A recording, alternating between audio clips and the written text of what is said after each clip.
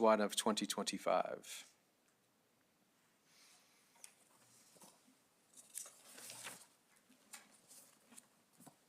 I'll open this evening with a land acknowledgement.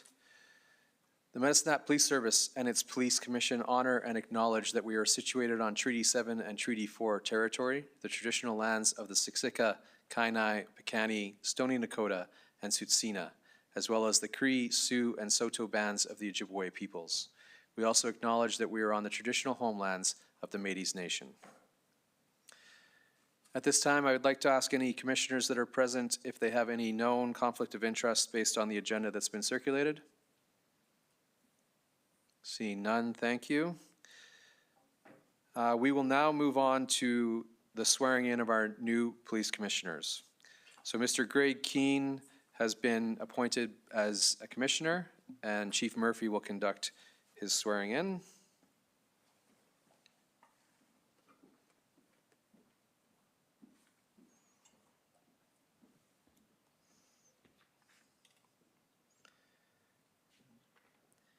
Thank you, Mr. Chair. We'll have Mr. Keane read the oath of office, and he'll be swearing his oath today.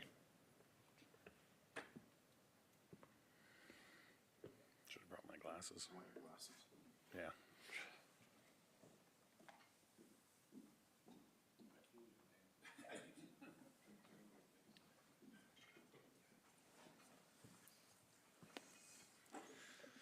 I, Greg Keane, swear that I will diligently, faithfully, and to the best of my ability execute according to the law the office of a member of the Medicine Hat Police Commission, and will not, except in the discharge of my duties, disclose to any person any matter or evidence brought before me as a member of the Medicine Hat Police Commission, so help me God. Thank you. Welcome, Commissioner Keane.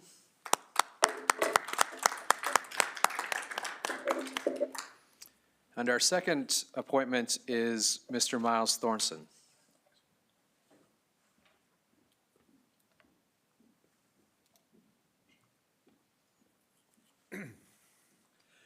I, Miles Thorson, swear that I will diligently, faithfully, and to the best of my ability execute, according to the law, the office of a member of the Medicine Hat, Alberta Police Commission.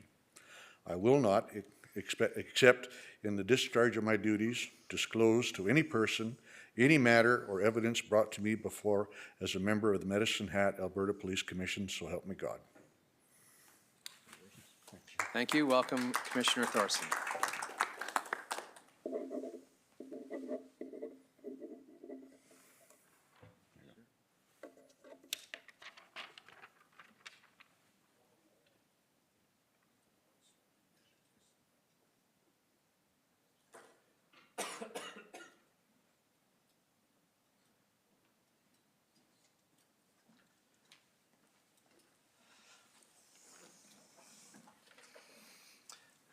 As is our process, at the beginning of the year, we elect a chair and vice chair to the executive team of the Police Commission. So at this time, I've asked Chief Murphy to conduct the elections. He will open nominations for the chair first. Thank you, outgoing Chair Carolyn. What I'd like to do first, I'd like to ask the members of the commission if you'd like to have an open voting process in terms of raising of your hands. And for nominations, or would you choose to use a secret ballot process where you would write nominations and votes, and I'd collect those and report back on the results? So I'll ask the commission, does anybody have a preference one way or the other? If there's one person, just one commissioner that wants to do it by secret ballot, we'll do it that way. If there's no preference, we can do it openly, but I'll leave that to the commission. I would rather have secret. Secret? Secret it is. What I will do is I will pass out the ballots and we can do our nominations.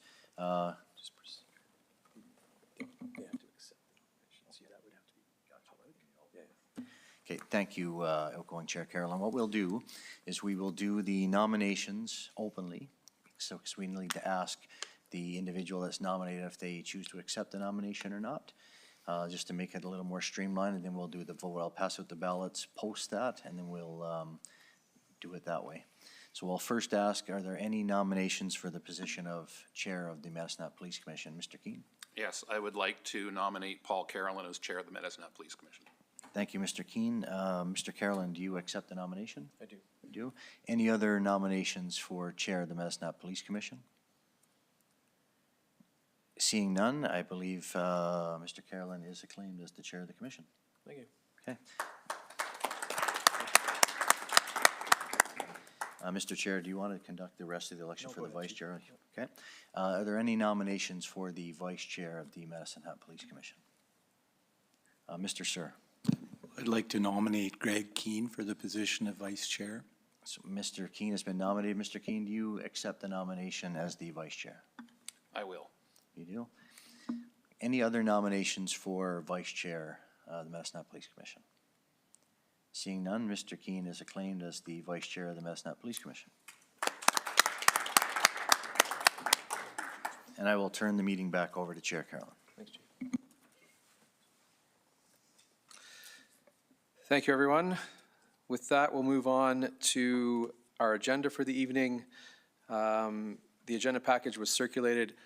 For those that were fortunate enough to be at the Police Commission lunch meeting where I barely was able to stay conscious, I commented that our goal is to have the package out on the Friday before. I apologize, that's on me. Moving forward, that is our goal, is to have the agenda pre-meeting package out on the Friday before commission meeting. So we will endeavor to meet that threshold moving forward. But I was about as sick as I've ever been a little while last week, so I'm happy to be here today. With that long introduction, motion to accept the agenda as presented. Commissioner Keane, Vice Chair Keane, I'll second. and Councillor Dumanowski seconds. Anybody abstaining? Opposed? That motion is carried. Thank you. And on the business side of things, a motion to approve the minutes as circulated from November 20th, 2024. Commissioner Sir, thank you. Seconder? Commissioner Johnson, thank you. Anybody abstained? Opposed? That motion is carried. Moving on to standing items. Chief Murphy, please budget update. Thank you, Mr. Chair. The City of Medicine Hat and Medicine Hat Police Service are currently still closing out the last fiscal year, so there's no variance update as we sit here today. Next month, that report should be prepared and ready to speak to next month, so I'll bring that forward in February. Thank you, Chief. And we do have Alberta Association of Police Governance on the standing items. Mr. Johnson, Commissioner Johnson attended last month, so he has some things he would like to share with us. And there's a second part to this tonight, but we'll start with that. Thank you. So I attended a Zoom meeting with the ADM, Mr. Zablocki. And most of it, there was some things like training for commission members is still ongoing. The investigational board, we're a year away from that. Most of what was discussed was the police boards for RCMP jurisdictions. And the only thing that was really pertaining to us is that these boards may at times want some guidance from us if we, like if Redcliffe had a board, for example. Personally, I've got to tell you that looking at the RCMP Act and the provincial contract, I don't really know what is in store for those boards until those two items are dealt with. The only other thing that came up was Camrose Police Service brought up a point where the idea of gaining money from fines that is owed us is perhaps not working as well as it should. The idea that you don't have to pay your photo radar tickets or your tickets until you go get your new driver's license or your registration.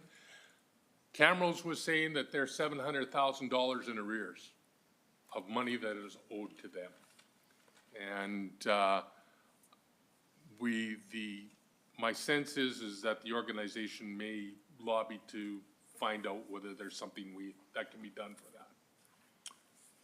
And that's about all that I have. Thank you, Commissioner Johnson.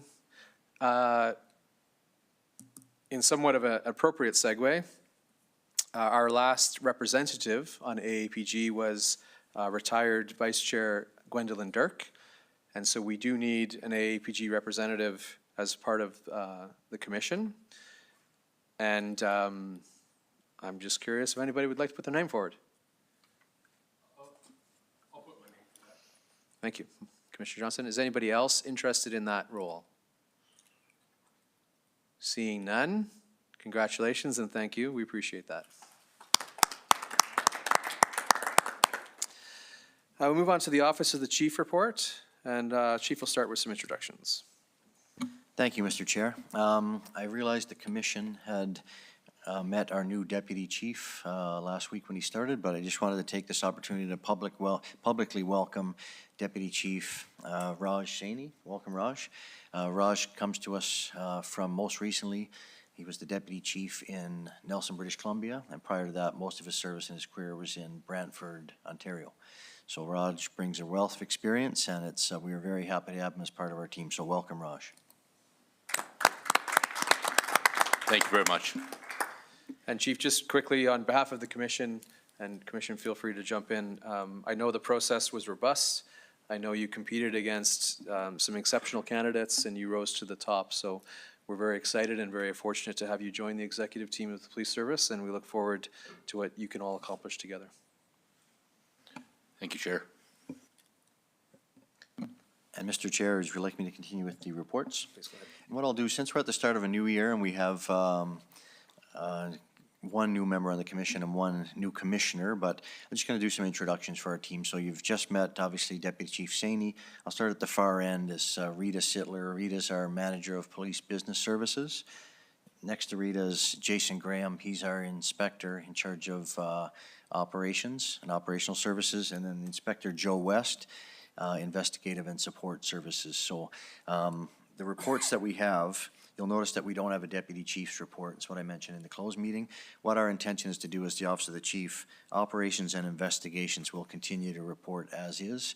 And instead of myself and Deputy Chief Saini having separate reports, we're going to do what's called, and we'll try it out for a few months and find out the will of the commission if it's acceptable, do an Office of the Chief report where we'll report back on all of our activities monthly and let you ask questions. And then if you don't think that's working, we can discuss how the future looks and do it a little different. But we'll try it that way if that meets the needs of the commission. Thank you, Chief. We'll start off under Office of the Chief report with Operational Service Report, Inspector Graham. Thank you, Chief. Mr. Chair, I just want to take this opportunity to welcome Commissioner Thorson to the team.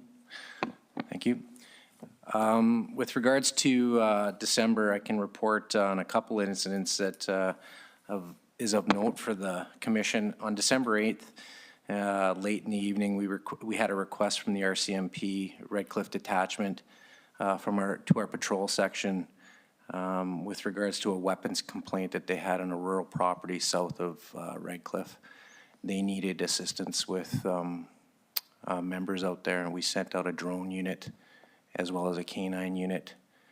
There was a firearm involved in that situation, and I'm happy to report that it came to a successful conclusion with the individual being apprehended and arrested for that.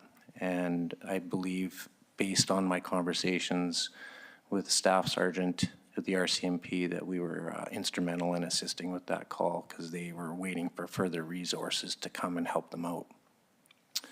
Another event that I want to highlight is on December 21st, members attended to a residence on Anson Avenue Southwest to assist with the removal of a short-term rental.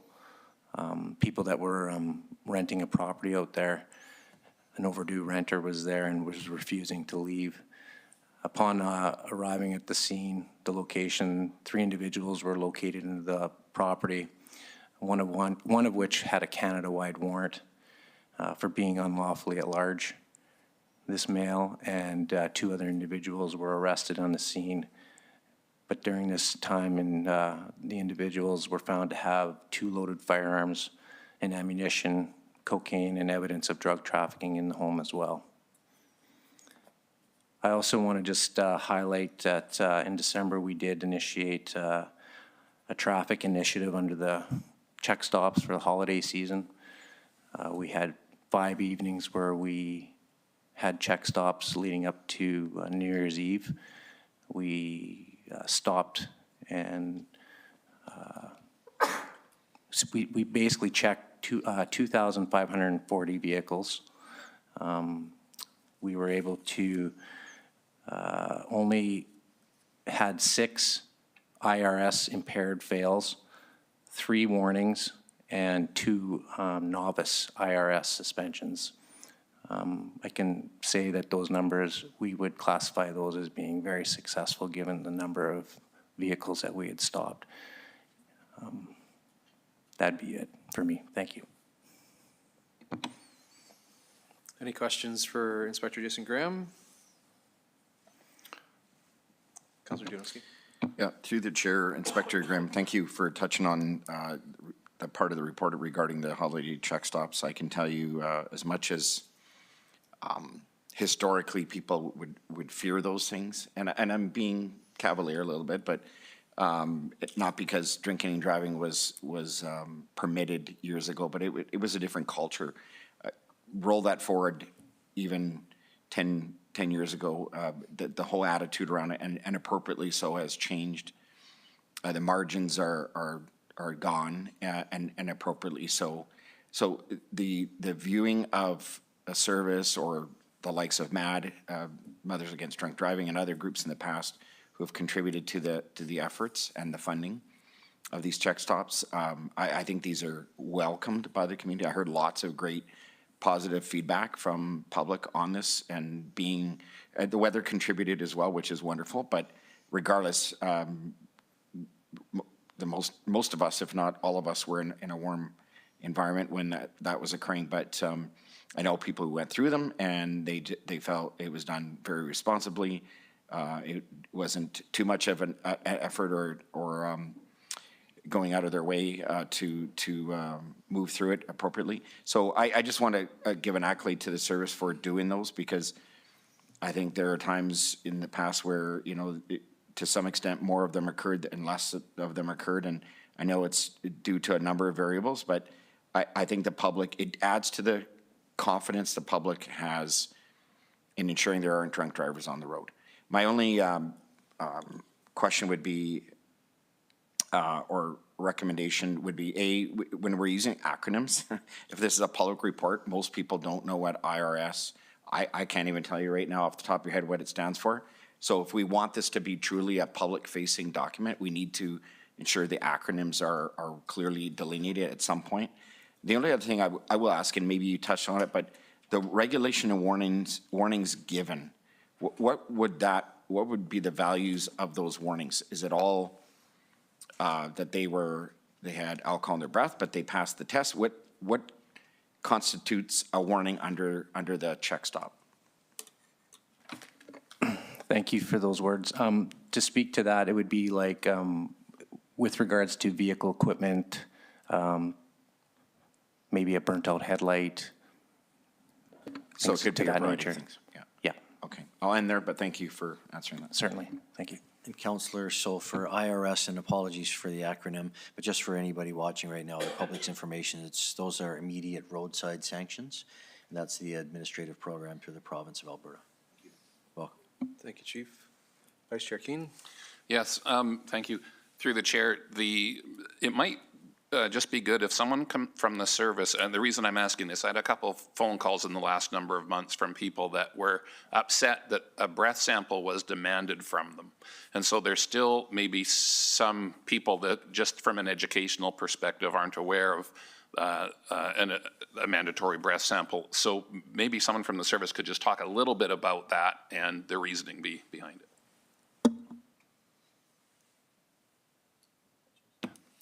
Yeah, thank you for that. I do know that when we promoted these events, we did mention that mandatory alcohol screening was part of the check stops. leading up to the check stops being announced.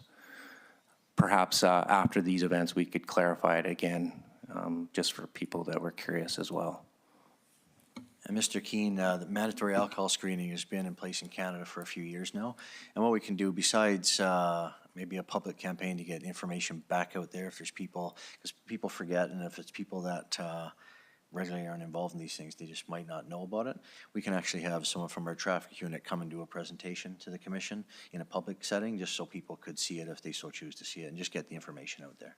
If that pleased the commission, we can do that. Thank you, Chief. Okay. Commissioner Johnson? Inspector and/or the chief, with the situation where the drone was used to assist the RCMP, did we bill them for that? And at what point of a call do we bill another service for assisting them? I can field that one, Commissioner Johnson. So in general, we do not bill another service. Other services help us out with things.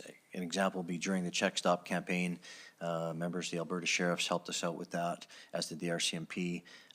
So there are services in kind that we provide to each other, especially in emergent situations. So if an RCMP member is working alone or a backup is at a distance and it's a fire event, we're not going to let someone not get the help. So we generally don't bill. If it was something that was a prolonged event, we can certainly look at that. Or I'll give you a different example. The G7 conference is being held in Calgary coming up in June. So Public Safety Canada, the RCMP is the agency that runs the event from a public safety perspective. Public Safety Canada funds it. Agencies from all around the country and the province will support this with sending police officers. That is something that we get reimbursed for if the agencies that assist.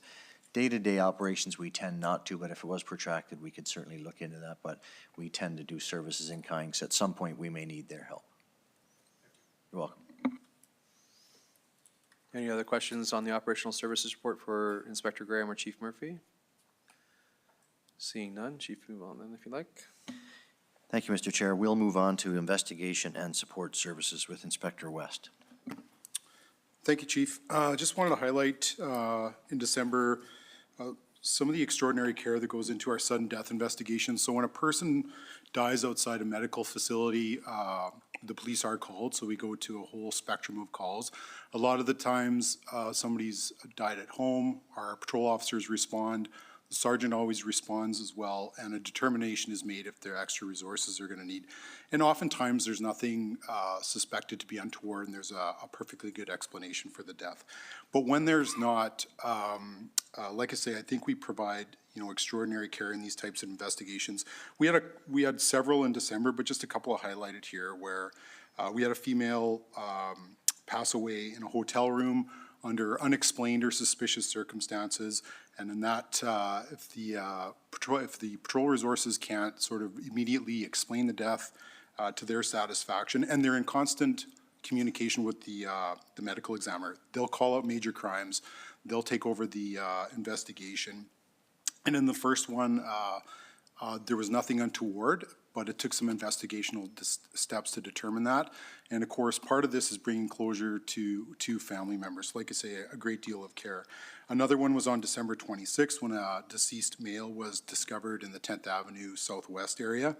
And again, this person had passed away outside, highly unusual. And again, a pretty robust investigation took place. Patrol officers initially responded. Very quickly realized these were very unusual circumstances, called major crimes. And again, it's really quite a partnership with the medical examiner. So it's not just officers making determinations about the death. There's constant communication with the medical examiner's office, and they come to a conclusion. So in this case, again, highly unusual circumstances. However, there was nothing untoward, but a lot of time and resources and energy, rightfully so, put towards those explaining those deaths in partnership with the medical examiner. So some great work done there by both patrols and major crimes section. Turning to the next page to the Safe Families Intervention Team. As expected, we did have a bit of an increase in family disputes and so forth. Most notable that time of year, assist public custody matters. It is the holiday season where children may be spending time in both parents' homes, so we get a lot of calls, and you can see that the numbers were expected, nothing unexpected there, but for December, but they certainly were up. And then just turning to page 16, with turning our minds here to the training unit, so sort of to follow up some of the work that we do in operations. Of course, there's training in the forefront, and traffic safety and road safety, of course, are still a primary, priority of the service. So, of course, a lot of training goes in. So we had some breath techs trained. That's a very intense training, and it takes a lot of skill and knowledge, especially not only to perform those tasks, but also to give evidence on them. So a lot of effort goes into that course, and of course and then the other one is the standardized sobriety testing, SFST testing, and screening device testing.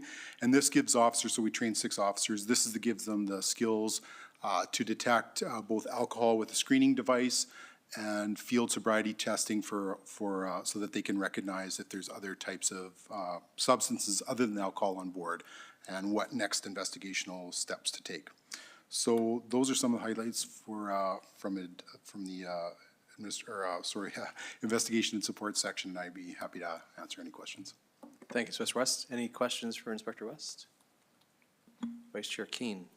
Yes, just in regards to, through the chair, Inspector West, just in regards to training, with both the breath technician recertification and the standardized field sobriety test refresher, I noticed that's done in-house. Has that been done in-house for some time now? And just, I'm thinking about if we're having to send officers away versus in-house, there's some cost savings. I just don't know how long that's been happening for. Yeah, thanks for the training. I believe this one was in-house. We had instructors come in. There is a cost to it, but the cost is compensated by the province. So at some point during the year, we get compensated for that. But it could be either. Sometimes we have instructors, we do an in-house course, and sometimes officers are sent away. Any other questions? Up to you. I'll carry on with Chief's report. The commission has in your report some of the activities I was part of last month, and I'm happy to answer any question about those. Otherwise, I won't speak to them further. And as I said, we will do it a little bit differently next month for you with an Office of the Chief's report, but happy to answer your questions.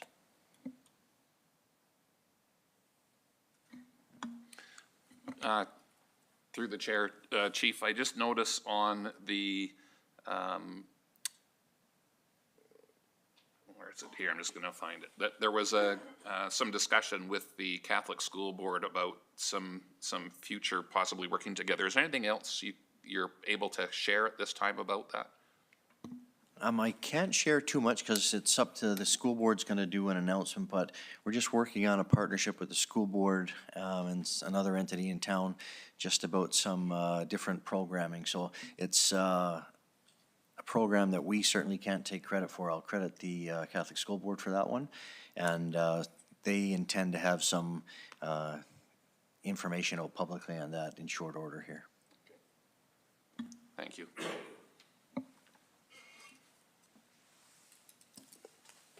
Any other questions for the Chief?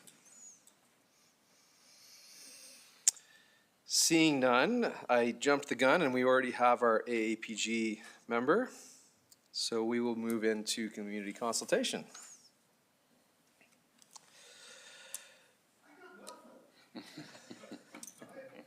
Can you just